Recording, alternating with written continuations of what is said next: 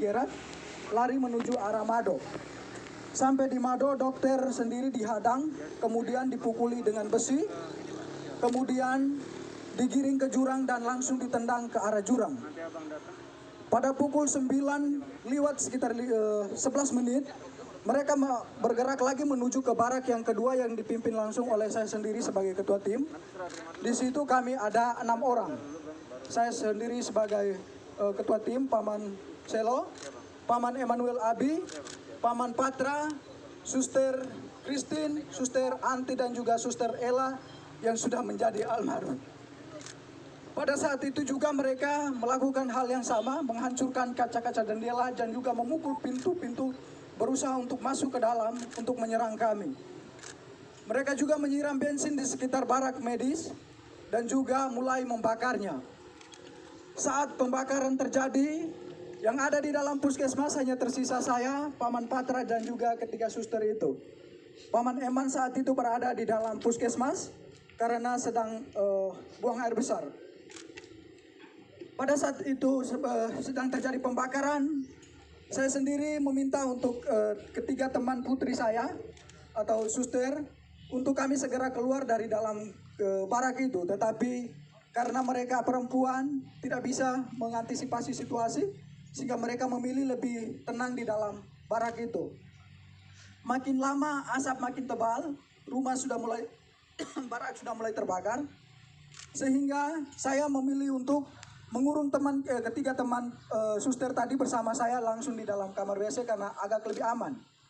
Sekitar pukul 9 lewat 20 menit sudah tidak bisa ditahan lagi karena memang rumah sudah plafon-plafon yang terbakar sudah mulai pada runtuh, sehingga saya memilih untuk mengajak ketiga suster ini untuk keluar dari dalam barak medis. Pada saat kami berusaha untuk lari menghindari amukan KKB, kami memilih lari ke depan, mereka sudah menghadang kami pada posisi depan. Kemudian saya berusaha merangkul ketiga suster menuju ke jurang, tetapi sampai di belakang jurang yang ada di belakang barak medis juga mereka sudah berada di situ dengan diperlengkapi senjata dan juga busur dan anak panah. Akhirnya saya berusaha untuk mengamankan ketiga suster ke rumah warga yang terdekat jaraknya sekitar 5 meter dari barak medis itu. Sesampainya di situ mereka juga ada di situ berusaha untuk membakar rumah warga yang di sebelah. Akhirnya saya memilih untuk mengamankan ketiga suster di dalam gedung di dalam kamar mandi dari rumah masyarakat itu. Sekitar 30 menit kami berada di dalam kamar WC. Kejadian semakin brutal, mereka semakin membabi buta, memanah teman kami Paman Emmanuel Abi. Kemudian mereka mulai membakar rumah-rumah warga dan juga pasar, serta bank, rumah distrik yang ada di sekitaran barak medis itu. Kejadian semakin brutal, akhirnya saya mengambil keputusan untuk kami bisa mengamankan diri. Dalam hitungan detik saja, saya sebagai laki-laki mengamankan 3 orang perempuan pastinya tidak bisa karena mereka mengejar kami dengan senjata dan juga busur dan anak panah. Tidak ada jalan lagi, kami memilih lari ke depan, mereka sudah menghadang ke samping kiri kanan dan juga mereka sudah menghadang semua.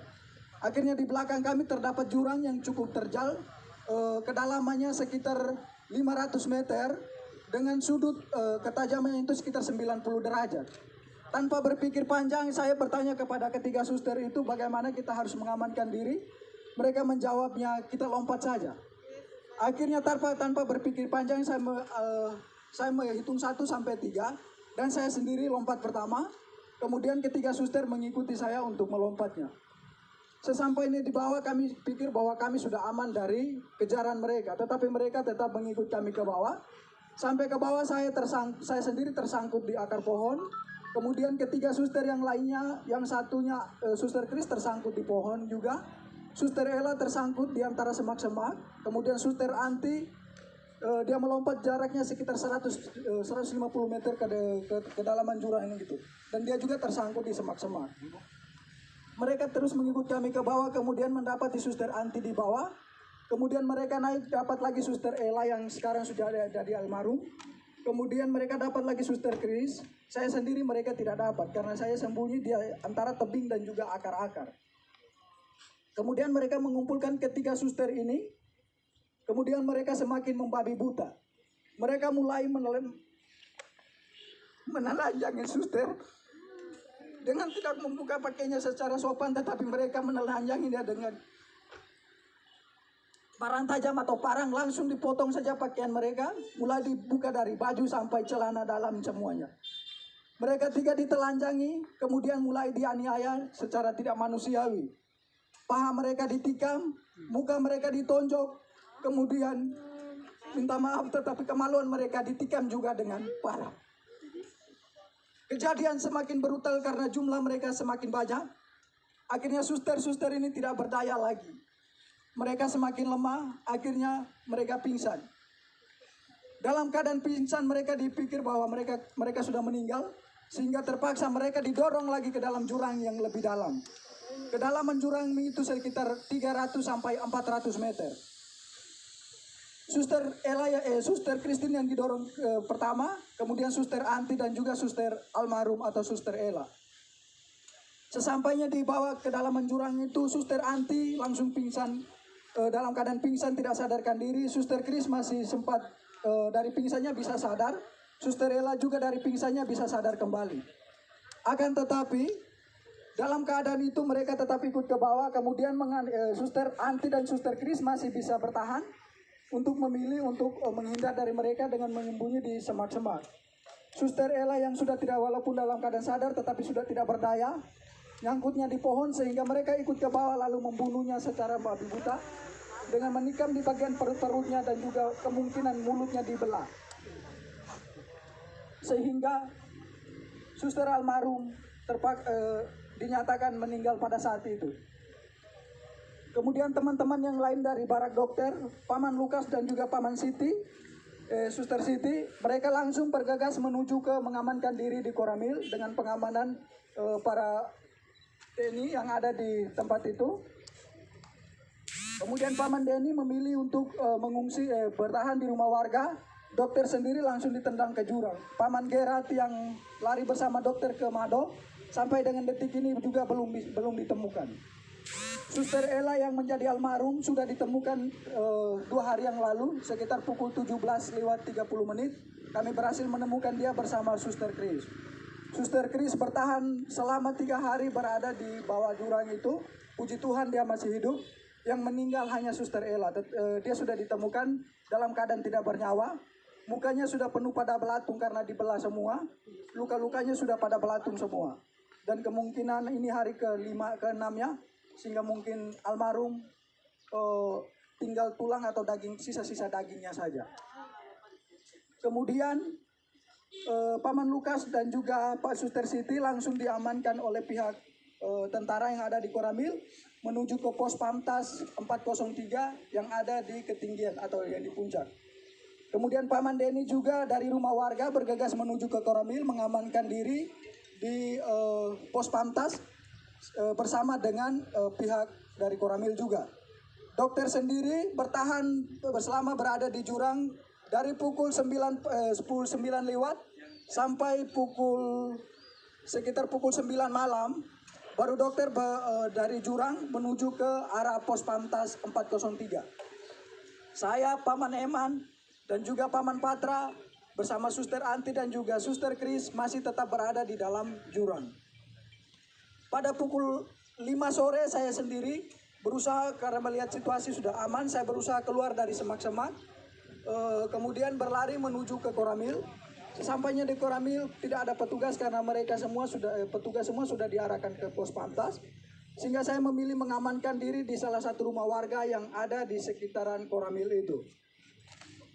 Paman Patra tetap memilih dan juga Paman Eman tetap memilih bertahan di jurang bersama dua suster, tetapi posisinya terpisah. Kemudian pada malam harinya Paman Eman yang terkena busur itu, dia memilih untuk naik pada sekitar pukul 10 malam. Kemudian dia berusaha tidur di bawah kolom rumah warga yang ada di sekitaran jurang itu. Paman Patra tetap bertahan. Kemudian pada pagi harinya sekitar pukul 6, Paman Eman bergegas menuju ke Koramil untuk meminta perlindungan. Begitu juga Paman Patra, sehingga pada sekitar pukul 7 kami 3 bertemu di Koramil dalam keadaan selamat. Suster Anti dan Suster Kris masih tetap bertahan di jurang. Suster Anti keluar dari jurang sekitar pukul 10 malam dengan kondisi saat itu hujan deras. Dalam keadaan telanjang, dia dari jurang menuju ke Polsek Kiwirok.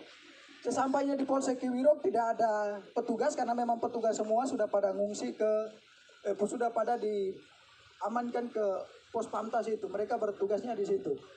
Kemudian Suster Anti memilih untuk bertahan di pos, tetapi karena takut dengan situasi, dia berusaha keluar dari pos lalu kembali bersembunyi di semak-semak. Sampai pada sekitar pukul 7 pagi, itu ada kegiatan pembersihan dari pos Pamtas 403, sehingga Suster Anti memilih untuk keluar dari semak-semak karena memang dia juga sudah pada tidak berdaya lagi. Menurut keterangan dari Suster Anti bahwa pada saat itu dia sudah pada siap untuk pasrah, untuk mati karena memang sudah tidak sama sekali tidak berdaya, tetapi dia berusaha merangkak pelan-pelan sampai ke pos polsek sehingga berteriak dan meminta pertolongan daripada pihak pos Pamtas. Istirahat dulu. Namanya siapa? Namanya?